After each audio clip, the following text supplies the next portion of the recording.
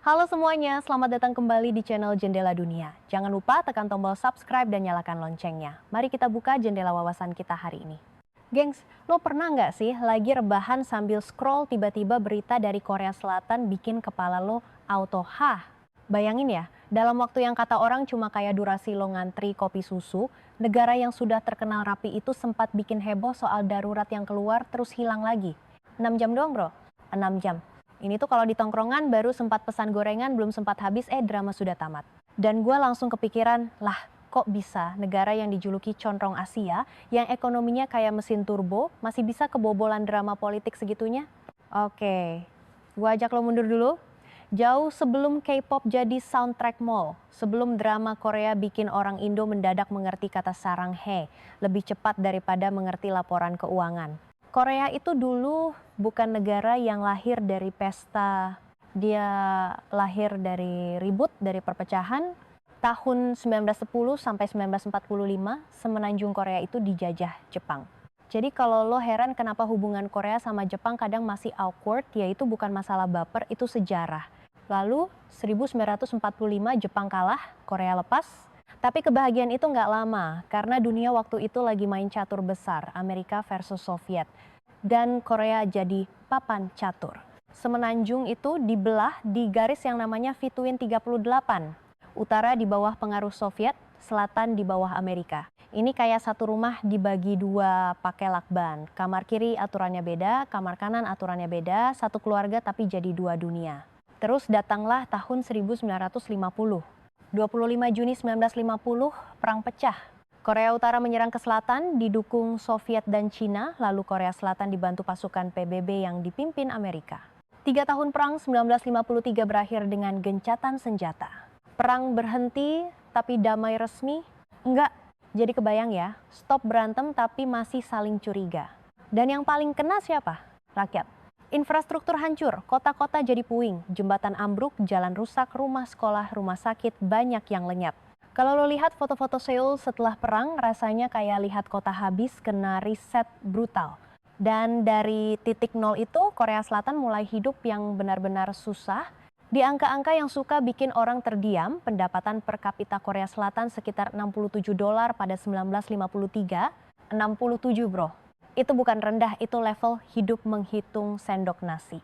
Di kota, pengangguran bisa nemplok sampai kira-kira 25%, kata beberapa narasi. Di desa, pertanian jadi sandaran, tapi irigasi rusak, alat tani sederhana, lahan sempit, produktivitas rendah. Jadi negara itu kayak orang yang habis kena musibah, bangun tidur, dompet kosong, rumah rubuh, tapi harus tetap hidup. Nah, di fase ini Korea hidup banyak dari bantuan luar negeri, terutama dari Amerika. Bayangin kapal-kapal datang bawa beras, obat, bahan bangunan, dan di pelabuhan orang melihat itu kayak melihat harapan. Tapi bantuan itu ada dua sisi. Satu sisi menyelamatkan, sisi lain bikin ketergantungan. Ini kayak lo tiap bulan ditransfer duit sama om kaya, enak tapi kalau omnya berhenti, lo panik. Pemerintah juga bingung, mau dibawa kemana negara yang baru perang, rakyatnya capek, duitnya minim, dan masa depannya blur. Terus pemerintah mulai mengerjakan hal yang kedengaran gak seksi tapi penting, reformasi agraria dan perbaikan pertanian. Lahan dibagi lebih adil, irigasi dibenerin, produksi didorong. Ini bukan sekadar biar panen banyak, tapi biar rakyat gak kelaparan dan biar desa punya tenaga, punya stabilitas. Karena kalau perut rakyat kosong, lo mau ngomong industrialisasi, ngomong pabrik, ngomong ekspor, itu semua cuma teori yang ngawang. Rakyat butuh nasi dulu, baru bisa mikirin mesin. Jadi tahap awal itu semacam pasang pondasi supaya rumah bisa dibangun lagi. Tahun 1961 ada kudeta militer, Park Chung-hee naik. Nah, ini tokoh yang kalau di cerita Korea, dia kayak karakter yang kontroversial. Ada yang muji dia sebagai arsitek ekonomi modern Korea, ada yang ngegas karena dia otoriter, tapi dari sisi ekonomi di era dia Korea ngegas besar. Park punya satu kesadaran, Korea nggak bisa hidup selamanya dari bantuan. Kalau mau naik kelas, harus bikin mesin ekonomi sendiri. Dan disinilah lahir gaya pembangunan yang keras. Negara bikin rencana, negara dorong industri, negara pilih sektor, negara tekan gas, dan masyarakat ikut lari. Mulai 1962, Korea bikin rencana pembangunan 5 tahun. Ini bukan rencana yang cuma jadi PDF terus disimpan. Ini rencana yang dipakai buat mengatur arah negara, industri apa yang didorong, Ekspor apa yang dikejar? Perusahaan mana yang dikasih insentif? Strateginya jelas, orientasi ekspor. Jadi bukan cuma produksi buat konsumsi dalam negeri, tapi produksi buat jual ke dunia. Negara kasih insentif pajak, kredit murah, bahkan perlindungan dari impor biar industri lokal tumbuh. Tapi ada syarat, lo harus ekspor, lo harus tembus target, lo harus buktikan performa. Kalau lo nggak perform, lo bisa ditinggal. Dan hasilnya? Nah ini yang bikin orang suka bilang miracle on the Han River. Ekspor yang tadinya cuma sekitar 55 juta dolar pada 1962, naik jadi sekitar 15 miliar dolar pada 1979. Ini loncatannya bukan naik sedikit, ini lompat kayak orang dari pinggir kali langsung ke gedung pencakar langit. Pendapatan per kapita juga naik dari sekitar 87 dolar pada 1962 jadi lebih dari 1.700 dolar pada 1979. Buat rakyat, itu artinya banyak yang pindah dari hidup sekadar bertahan jadi hidup bisa punya harapan. Pabrik buka, pekerjaan ada, kota tumbuh, listrik, dan jalan makin merata. Tapi tunggu, ada satu komponen yang jadi identitas ekonomi Korea, cebol. Ini adalah konglomerat besar kayak Samsung, Hyundai, LG. Banyak orang mengira mereka tumbuh murni karena jenius bisnis. Ya, jenius juga, tapi jangan lupa peran negara. Negara kasih mereka akses kredit, proyek, lahan perlindungan karena negara butuh pemain besar yang bisa cepat scale up, bisa mengejar pasar global. Ibarat main game strategi, negara butuh unit yang kuat buat menyerang pasar dunia. Cebol jadi unit itu. Mereka bukan sekadar perusahaan, mereka jadi alat negara untuk mempercepat industrialisasi. Masuk 1970-an, Korea masuk fase industrial heavy. Bukan lagi cuma bikin barang ringan, tapi masuk ke industri berat dan kimia.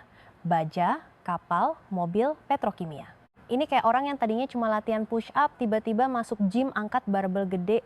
Salah satu simbolnya POSCO, pabrik baja di Pohang. Banyak yang dulu bilang itu proyek gila, negara miskin kok mau bikin baja. Tapi ternyata berhasil, dan baja jadi fondasi buat kapal, mobil, bangunan, semuanya. Di sini lo bisa lihat logika rantai. Kalau lo punya baja, lo bisa bikin kapal. Kalau lo bisa bikin kapal, lo bisa angkut barang. Kalau lo bisa angkut barang, ekspor makin gila. Jadi mereka bangun fondasi dulu, baru naik ke atas. Di luar negeri, Korea juga main diplomasi ekonomi. Amerika jelas penting, tapi Korea juga mendekat ke Jepang dan Barat. Tahun 1965, Korea dan Jepang normalisasi hubungan. Ini rumit karena sejarah penjajahan tadi, tapi mereka tetap jalan karena ekonomi butuh. Dari Jepang ada investasi, bantuan, transfer teknologi.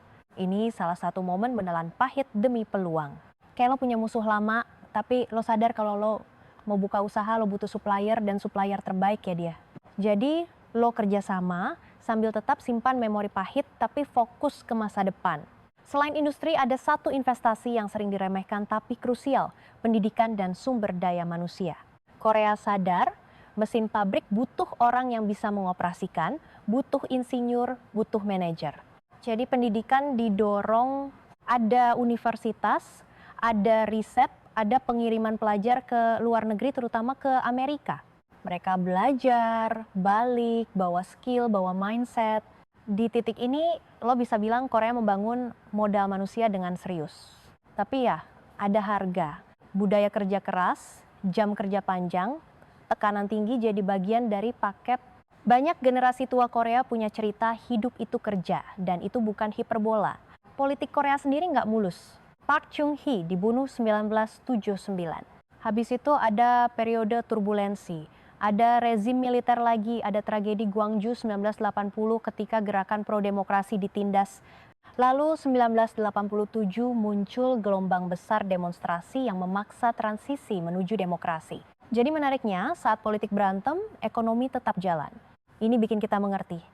Stabilitas ekonomi bisa dikejar lewat institusi dan arah kebijakan yang kuat. Tapi juga bisa memunculkan ketegangan sosial kalau hak dan kebebasan ditekan.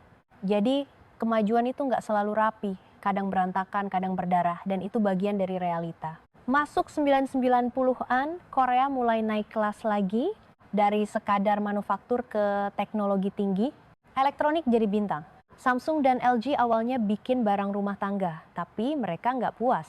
Mereka masuk semikonduktor, layar, perangkat canggih. Di sekitar 1997, ekspor elektronik disebut sudah menyumbang sekitar 30% dari total ekspor Korea. Itu gede banget. Dan tahun 1996 Korea masuk OECD, semacam klub negara maju. Ini simbol bahwa Korea sudah bukan negara penerima bantuan lagi, tapi pemain global yang dihitung. Tapi seperti cerita hidup, pas lo lagi merasa keren, kadang semesta kasih ujian. Tahun 1997, krisis finansial Asia meledak. Korea kena. Banyak perusahaan punya utang besar, sektor keuangan lemah, dan tiba-tiba modal asing kabur. Nilai mata uang jatuh, bunga naik gila-gilaan, perusahaan ambruk, orang di PHK. Korea sampai minta bantuan IMF dengan paket sekitar 57 miliar dolar. Buat negara yang baru saja masuk OECD, ini malu sekaligus sakit. Pengangguran naik dari sekitar 2,6% ke hampir 7% dalam waktu singkat. Banyak keluarga yang tadinya mulai percaya masa depan cerah, mendadak harus balik mengirit, balik nahan gengsi, balik hidup dengan mode bertahan. Tapi di krisis ini ada satu adegan yang selalu bikin merinding, gerakan rakyat menyumbang emas. Ibu-ibu bawa cincin kawin, bapak-bapak bawa kalung, orang tua bawa perhiasan. Mereka kumpulin emas buat bantu bayar utang negara. Ini bukan sekadar ekonomi, ini budaya kolektif. Lo bayangin ya, di Indo kalau disuruh menyumbang emas buat negara pasti ada yang komen, emang gue PNS?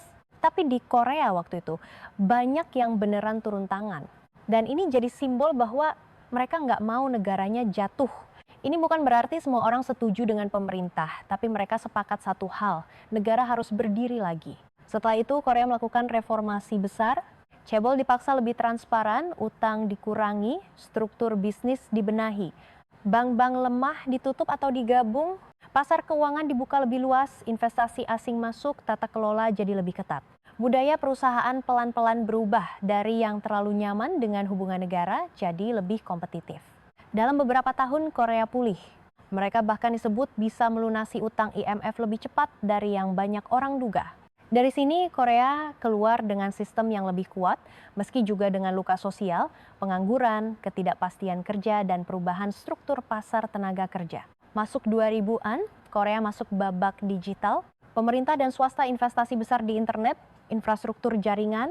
Korea jadi salah satu negara dengan koneksi internet tercepat, penetrasi internet sangat tinggi, dan mereka juga jadi pionir 5G pada 2019. Nah, ini penting karena ekonomi modern itu butuh jalan tol digital. Kalau jalannya cepat, bisnis jalan, inovasi jalan, startup tumbuh, e-commerce berkembang, layanan online jadi biasa. Korea juga gila investasi riset. Ada angka yang sering disebut mereka mengalokasikan sekitar 4,5% dari GDP untuk R&D. Itu tinggi banget. Artinya mereka taruh duit besar untuk masa depan bukan cuma untuk hari ini. Lalu ada sektor-sektor yang jadi kaki rong Korea. Elektronik dan semikonduktor jelas dengan Samsung sebagai pemain global. Otomotif dengan Hyundai dan Kia yang naik jadi produsen besar dunia. Industri kapal dengan perusahaan-perusahaan yang bisa bikin kapal raksasa dan Korea pernah jadi pemimpin dunia di bidang itu. Selain yang keras, Korea punya senjata lembut, Hallyu. K-pop, drama, film, game, jadi ekspor budaya. Ini gila sih. Negara yang dulu ekspor barang murah, sekarang ekspor emosi. Orang di berbagai negara nangis nonton drama Korea, ketawa nonton variety show, terus belanja produk Korea. Ini namanya nilai tambah, tapi versi pop culture. Tapi gengs, kalau lo pikir cerita Rong itu happy ending tanpa masalah, lo salah. Korea sekarang punya tantangan yang bikin kepala pening. Pertama, demografi. Tingkat kelahiran mereka super rendah, pernah disebut sekitar 0,7 anak per perempuan. Itu level kalau keluarga cuma punya satu anak. Itu pun pikir-pikir. Populasi menua cepat, tenaga kerja berkurang, beban pensiun dan kesehatan naik. Ini kayak lo punya perusahaan yang mesin-mesinnya bagus, tapi operatornya makin sedikit. Kedua, ketimpangan. Cebol besar menguasai banyak panggung, sementara usaha kecil dan pekerja di sektor tertentu merasa tercecer. Ketiga, ekonomi Korea masih sangat tergantung ekspor. Ini bagus waktu dunia beli, tapi bahaya saat dunia lesu. Kalau ekonomi global melambat, permintaan chip turun, mobil turun, kapal turun, Korea ikut ketarik. Keempat, utang rumah tangga. Banyak orang ambil kredit buat rumah, buat hidup, buat gaya hidup, dan kalau suku bunga naik atau ekonomi goyang, itu jadi bom waktu. Kelima, budaya kerja yang keras. Walau ada reformasi, tekanan kerja masih tinggi, kompetisi pendidikan masih ketat, stres mental jadi isu serius. Nah, balik ke pertanyaan awal, kenapa Korea disebut Rong Asia? Karena Rong itu bukan cuma soal uang, tapi soal transformasi. Korea mulai dari kondisi hancur, miskin, bergantung bantuan, lalu membangun negara dengan strategi industri yang fokus, orientasi ekspor, investasi manusia, dan disiplin eksekusi. Mereka bikin perusahaan besar jadi mesin, mereka bangun industri berat sebagai fondasi, mereka naik kelas ke teknologi, mereka jatuh di krisis, tapi mereka bangkit lewat reformasi. Mereka juga paham bahwa perubahan bukan sekali jadi. Itu proses panjang, kadang sakit, kadang bikin marah, tapi tetap jalan. Gue pengen lo bayangin Korea tuh kayak anak tongkrongan yang dulu hidupnya susah, makan seadanya, kerja serabutan, terus suatu hari dia bilang gue gak mau begini terus. Dia mulai kerja keras, belajar, cari peluang, kadang jadi keras kepala, kadang terlalu ambisius, tapi dia konsisten. Teman-temannya mungkin nyinyir, sok sibuk lo, tapi dia jalan terus. Sampai akhirnya dia sukses, punya usaha, punya nama, tapi pas sukses, masalahnya ganti. Dulu masalahnya lapar, sekarang masalahnya stres, cicilan, dan ekspektasi sosial. Jadi sukses itu bukan garis finish, sukses itu pindah level. Dan buat kita yang nonton dari Indo, pelajarannya bisa dipetik tanpa harus jadi fanboy. Pertama, strategi itu penting. Bukan strategi motivasi doang, tapi strategi industrial yang konkret. Sektor apa yang mau didorong, apa target ekspornya, bagaimana dukungannya, dan bagaimana evaluasinya. Kedua, investasi manusia itu bukan slogan. Pendidikan, skill, riset itu yang bikin negara bisa naik kelas. Ketiga, kemitraan negara bisnis bisa mempercepat, tapi harus ada transparansi dan kompetisi biar nggak jadi kartel yang bikin yang kecil susah napas. Dan keempat, reformasi itu harus berani, bukan nunggu sampai hancur berkali-kali. Jadi kalau besok lo dengar orang bilang Korea itu Rong Asia, lo bisa jawab iya, tapi Rongnya dibentuk dari perang, kerja keras, rencana industri, dan reformasi, bukan dari filter Instagram. Dan kalau ada berita politik Korea bikin heboh lagi, lo juga nggak perlu heran. Negara maju pun masih bisa drama. Bedanya mereka punya mesin ekonomi yang sudah kebentuk, jadi meski layar politik kadang glitch, sistem produksinya masih jalan. Tapi mesin itu pun perlu perawatan, karena tantangan baru seperti demografi, utang rumah tangga, dan kompetisi global itu nggak bisa diselesaikan cuma dengan nostalgia masa keajaiban. Oke gengs, gue belum selesai bro, karena kalau cuma sampai situ cerita Korea kayak trailer doang. Yang bikin Korea beda itu detail-detail kecil yang kalau lo zoom in lo baru paham kenapa mereka bisa ngebut. Misalnya soal negara mengatur arah industri. Di Indo kita sering dengar kata itu, tapi kadang kebayangnya kayak birokrasi nambah form. Di Korea waktu era pembangunan, negara beneran jadi semacam coach yang galak. Ada target ekspor, ada rapat rutin, ada evaluasi. Perusahaan yang perform dapat akses kredit dan proyek, yang enggak perform bisa dipotong aksesnya. Jadi ada insentif dan hukuman yang jelas. Kayak lo latihan basket, pelatih bilang lo masukin bola lo main. Lo malas, lo cadangan. Negara bikin ritme, perusahaan ikut ritme. Lo juga harus kebayang kondisi kerja waktu itu. Banyak orang Korea generasi tua punya cerita kerja di pabrik dengan jam panjang, disiplin ketat, safety kadang minim. Kenapa mereka mau? Karena setelah perang, opsi hidup sempit. Mereka percaya kalau negara maju, anak mereka bakal hidup lebih baik. Ini kayak orang tua Indo yang bilang bapak dulu jalan kaki ke sekolah, sekarang kamu enak ada motor. Di Korea, versi ekstrimnya, bapak dulu kerja 12 jam di pabrik, sekarang kamu bisa kuliah. Jadi ada kontrak sosial yang keras, generasi pertama menahan sakit supaya generasi berikutnya bisa bernapas lebih lega. Nah, salah satu gerakan yang sering disebut di Korea adalah pembangunan desa yang bikin desa nggak ketinggalan kayak Saya Mau Undong. Ide dasarnya simpel, desa dibikin lebih produktif, infrastruktur lokal diperbaiki, mentalitas bisa ditanam. Ini penting karena kalau industrialisasi cuma bikin kota kaya, desa miskin, negara jadi timpang, dan Korea sadar stabilitas sosial itu bahan bakar ekonomi juga. Jadi bukan cuma bangun pabrik, tapi juga bangun jalan desa, irigasi, listrik, dan kebiasaan kerja bareng-bareng. Kalau di Indo ada gotong royong, di sana juga ada versi ayo rapihin kampung tapi ditopang program negara dan target produktivitas.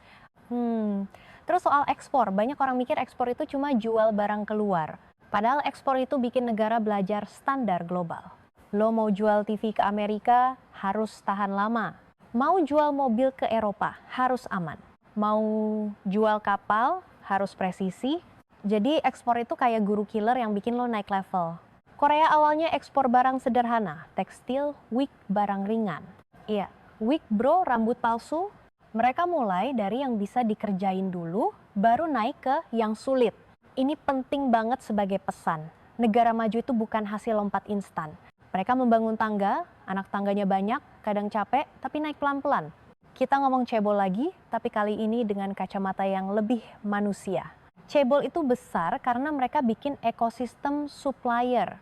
Hyundai bikin kapal dan mobil, di belakangnya ada ratusan pemasok komponen, bengkel, logistik.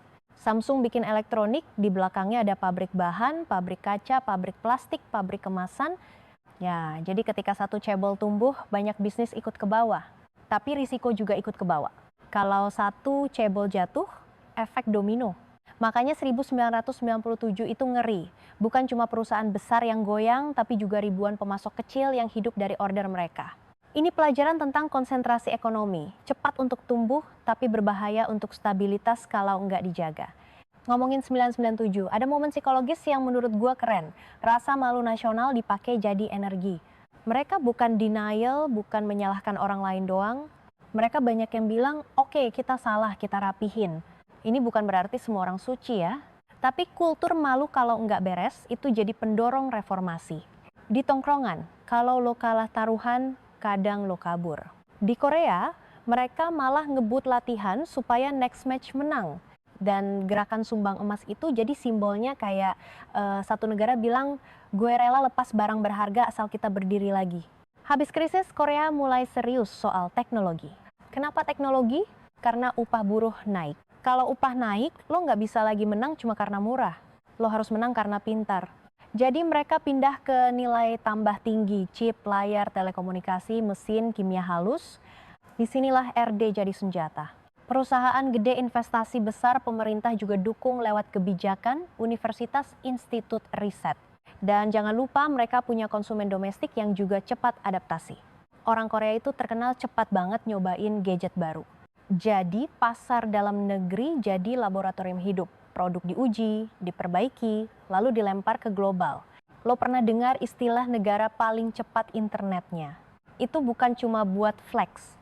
Itu bikin ekonomi digital meledak. Gaming, streaming, pembayaran digital, layanan publik online, semuanya jalan. Ketika jaringan kencang, lo bisa bikin industri game, lo bisa bikin e-sports, lo bisa bikin platform hiburan, dan itu nyambung ke Hallyu. Jadi K-pop dan drama itu bukan cuma seni, tapi juga industri. Ada agensi, ada training, ada produksi, ada distribusi, ada tour, ada merchandise. Ini ekonomi kreatif yang terstruktur, bukan sekadar viral.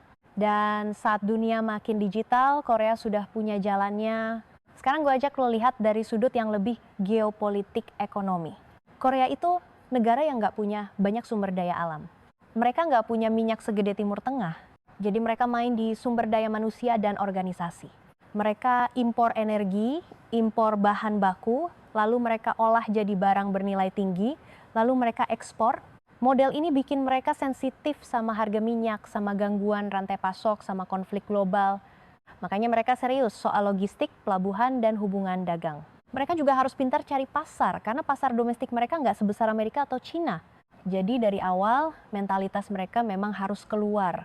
Di sektor otomotif, Hyundai dan Kia bukan cuma sukses karena bikin mobil, mereka sukses karena belajar produksi massal, quality control, desain, dan pemasaran. Mereka dulu juga diremehkan, dianggap mobilnya murahan.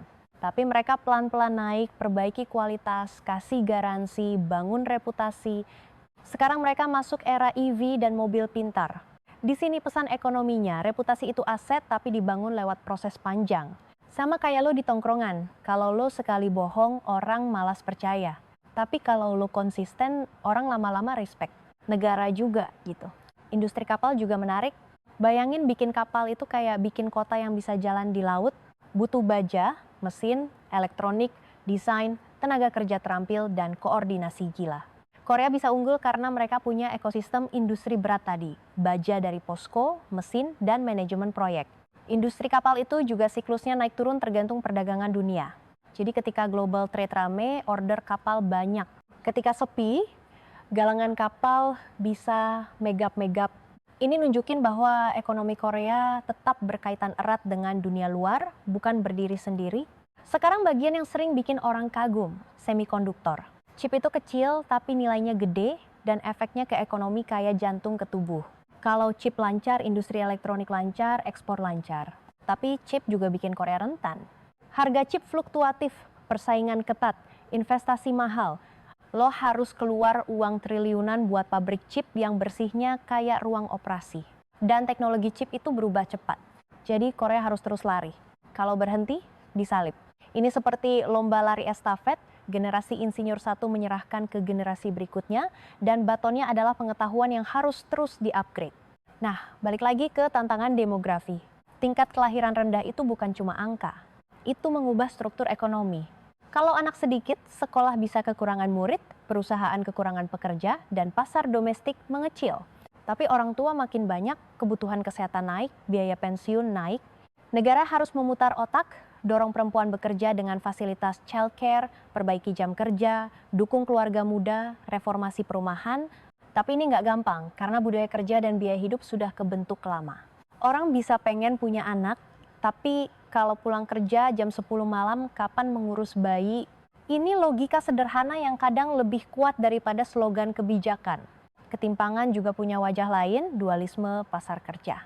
Ada pekerja tetap di perusahaan besar dengan gaji dan benefit bagus, tapi ada juga pekerja kontrak outsourcing, pekerja di perusahaan kecil yang gajinya lebih rendah dan jaminannya lebih tipis. Ini bikin masyarakat terbelah. Banyak anak muda pengen masuk perusahaan besar, kalau nggak masuk merasa gagal. Kompetisi jadi brutal, pendidikan jadi perang. Makanya Korea punya kultur belajar mati-matian, les sana-sini, ujian keras. Dari luar terlihat keren, tapi dari dalam bisa melelahkan. Dan lelah itu kalau menumpuk bisa jadi masalah sosial. Dari depresi sampai rasa hidup gue buat apa. Terus ada isu energi, karena impor besar Korea harus jaga pasokan. Mereka juga punya debat soal nuklir, soal energi terbarukan, soal transisi hijau. Kalau harga gas naik, biaya industri naik. Kalau dunia minta produk lebih ramah lingkungan, pabrik harus investasi lagi. Ini tantangan baru, dulu fokusnya ke pertumbuhan, sekarang fokusnya juga ke keberlanjutan. Dan ini bukan cuma moral tapi ekonomi. Kalau lo telat adaptasi, pasar global bisa ninggalin, barang lo bisa kena aturan karbon, bisa kena boikot konsumen, bisa kalah di tender internasional. Jadi role modern itu bukan cuma kuat, tapi juga harus hijau dan adaptif. Gue juga pengen ngomong soal soft power sekali lagi, tapi dengan angle ekonomi yang lebih tajam. Hallyu itu bikin permintaan produk Korea naik. Orang nonton drama, lihat aktor makan ramyeon, besoknya ramyeon itu laku di minimarket Indo. Orang lihat idol pakai skincare, besoknya brand itu trending. Jadi budaya, jadi marketing global. Ini yang bikin Korea punya brand premium. Dan brand premium itu bisa naikin margin. Kalau margin naik, perusahaan bisa bayar gaji lebih baik, bisa investasi RD lebih besar. Jadi budaya bukan cuma hiburan, tapi mesin ekonomi yang halus tapi tajam. Sekarang kalau lo tanya, apa yang bisa dipelajari Indo? Jawaban gue bukan copy-paste, karena konteks beda. Korea kecil, homogen, dekat pusat perdagangan Asia Timur, punya ancaman militer yang bikin mereka disiplin dan punya dukungan geopolitik tertentu. Indo negara besar, kepulauan, beragam budaya, tantangan logistik beda. Tapi ada prinsip yang bisa diambil. Pertama, jelasnya arah Korea bikin prioritas industri dan konsisten. Kita sering gonta-ganti fokus tergantung tren. Kedua, eksekusi. Rencana bagus tanpa eksekusi itu kayak lo punya niat diet tapi tiap malam tetap pesan martabak. Ketiga, investasi manusia. Kalau skill tenaga kerja naik, industri bisa naik kelas. Keempat, tata kelola. Kalau hubungan politik bisnis terlalu lengket, inovasi bisa mati, UMKM bisa kehabisan ruang. Dan satu lagi yang menurut gue penting, kemampuan bangkit setelah jatuh. Korea jatuh 1997, mereka reformasi, banyak negara jatuh, lalu denial, lalu ulang kesalahan. Korea juga punya masalah, tapi mereka punya momentum untuk berubah. Ini pelajaran mentalitas. Bukan mentalitas kerja keras doang yang toksik, tapi mentalitas belajar dari crash. Lo kalau naik motor jatuh, pilihan lo dua. Trauma seumur hidup atau belajar lebih hati-hati dan pakai helm. Korea memilih pakai helm, upgrade skill, dan lanjut jalan. Makanya ketika orang menyebut Korea Rong Asia, gue pengen lo lihat Rong itu bukan sebagai makhluk mitos yang lahir dari langit. Rong itu hasil dari banyak keputusan yang konsisten, investasi yang tepat, institusi yang dibangun, dan masyarakat yang mau ikut main. Tapi Rong itu juga punya penyakit, bisa jadi terlalu berat, terlalu tergantung pada beberapa kepala, dan gampang lelah kalau generasi mudanya kehilangan harapan. Jadi cerita Korea itu bukan dongeng manis, tapi manual kompleks tentang bagaimana sebuah negara bisa naik kelas, lalu harus terus menjaga napas supaya nggak tumbang di level berikutnya. Terakhir, gue balik ke adegan awal drama 6 jam itu. Buat gue, itu pengingat bahwa tidak ada negara yang kebal dari kegaduhan. Tapi yang membedakan adalah seberapa kuat fondasi ekonominya dan seberapa siap institusinya merespons. Korea sudah pernah berada di titik nol. Mereka tahu rasanya hancur. Mungkin itu yang bikin mereka seaneh apapun politiknya kadang tetap punya daya tahan. Mereka punya pengalaman kolektif bahwa jatuh itu bukan akhir. Dan kalau lo lagi ngerasa hidup lo chaos, mungkin lo bisa mengambil inspirasi sederhana, bukan dari idolnya, bukan dari dramanya, tapi dari kemampuan mereka buat berdiri lagi setelah berkali-kali dihantam. Ngomongin rumah, ini juga salah satu sumber stres di Korea. Harga properti di Seoul dan kota besar naik tinggi, bikin banyak anak muda ngerasa hidupnya kayak game pay to win. Mereka kerja keras, tapi rasa-rasanya papan skor selalu lari lebih cepat. Efeknya nyambung ke demografi tadi, orang makin ragu nikah, makin ragu punya anak. Negara bisa kasih subsidi, bisa kasih bonus, tapi kalau jam kerja masih panjang dan harga rumah masih bikin nangis, bonus itu rasanya kayak plester kecil buat luka besar. Terus soal budaya kerja, Korea pelan-pelan berubah. Mereka mulai ngomongin work-life balance, jam kerja dibatasi, cuti ayah, cuti ibu, tapi perubahan budaya itu lambat. Karena budaya itu bukan tombol on-off, gengs. Budaya itu kebiasaan yang menumpuk puluhan tahun. Dan di era kompetisi global, perusahaan juga takut kalah kalau terlalu santai. Jadi tarik-menarik terus terjadi. Kalau lo lihat dari jauh, Korea itu kayak orang yang sukses di usia muda, terus masuk usia dewasa dengan masalah baru. Kesehatan mental, tekanan sosial, dan pertanyaan habis ini mau ngapain. Mereka sudah menang di banyak lomba, tapi sekarang lombanya beda. Dan justru di situ ceritanya makin relevan buat kita. Karena ekonomi itu bukan cuma angka, tapi juga cara masyarakat mengatur harapan. Korea mengajarkan kita tentang keberanian buat punya arah, tentang disiplin buat eksekusi, dan tentang keberanian buat reformasi saat salah. Tapi Korea juga mengingatkan kita bahwa kalau pertumbuhan enggak dibagi adil, kalau rumah jadi mimpi mahal, kalau anak muda kelelahan, Rong pun bisa ngos-ngosan. Jadi kalau lo hari ini nonton Korea dan bilang gila keren, boleh. Tapi sambil ingat, di balik layar ada sejarah pahit, ada kerja keras, ada kebijakan, dan ada debat panjang yang belum selesai. Dan mungkin pelajaran paling keren bukan cara jadi Rong, tapi cara tetap hidup sebagai manusia setelah jadi Rong. Soalnya ekonomi itu maraton, bukan sprint, dan napas harus dijaga terus.